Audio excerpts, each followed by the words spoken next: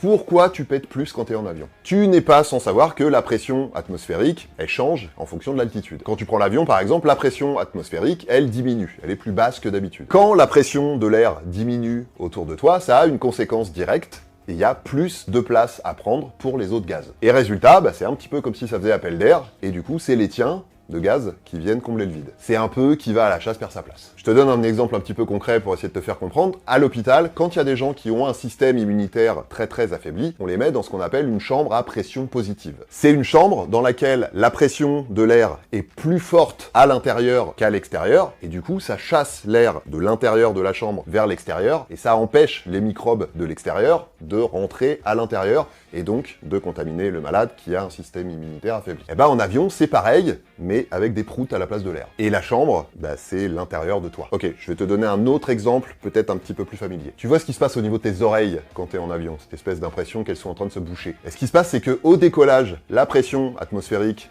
elle baisse d'un coup, ça crée comme une espèce d'aspiration et ça déforme ton tympan. C'est ça qui donne cette impression désagréable. Et c'est exactement pareil au niveau de tes intestins, sauf que t'as pas de tympan dans le trou de balle. Oui, t'as des sphincters, mais les sphincters, c'est un petit peu comme des beignets de calamar, c'est élastique, et surtout, il y a un trou au milieu. Donc l'avantage, c'est que t'as pas cette sensation désagréable que c'est en train de se boucher, mais l'inconvénient, c'est que c'est pas bouché, justement. Donc,